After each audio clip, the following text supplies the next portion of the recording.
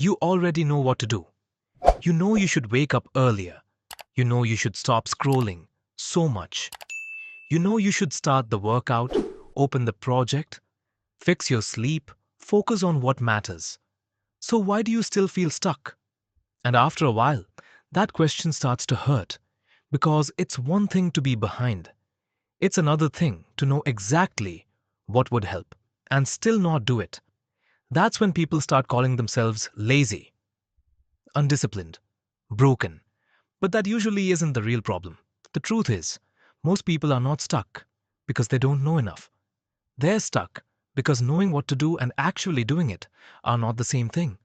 Your mind can understand the solution, while another part of you still resists taking action. Because the hardest part is usually not the task itself. It's the feeling that comes right before the task. That moment when you have to begin.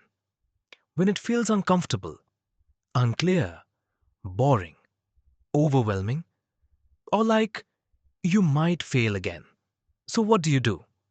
You avoid the feeling. And most of the time, you don't even realize that's what's happening. You tell yourself you'll start in 10 minutes. Then you check your phone. Then you clean something. Then you watch one video. Then suddenly the day feels gone. From the outside, it looks like procrastination. But underneath it, a lot of the time, it's emotional avoidance. You're not avoiding the work. You're avoiding the discomfort that comes with the work. And the longer this pattern repeats, the heavier everything starts to feel. Because now, the task has shame attached to it. Now it's not just, I need to do this. Now it's, why can't I do something this simple? What's wrong with me? Why do I keep wasting time? That shame creates even more pressure. And more pressure creates more avoidance. So, the cycle keeps going. This is why smart people stay stuck. This is why capable people feel frozen. This is why more advice doesn't always help.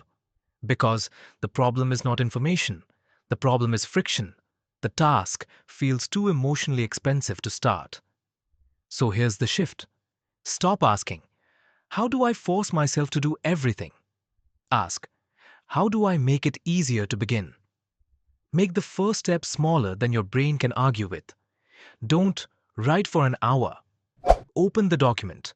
Don't fix your whole life. Take a 5-minute walk. Don't wait until you feel ready. Make the start so small it feels safe.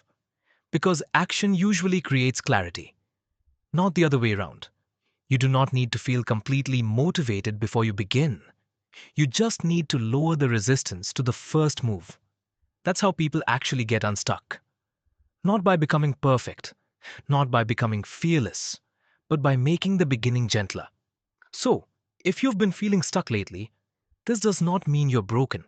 It may just mean you've been trying to solve an emotional problem with more information. And maybe that's why nothing changes. You already know enough. Now, the real work is simpler than you think. Make the first step smaller. Make it easier to face. And let that be enough for today. Because sometimes getting unstuck doesn't start with a huge breakthrough.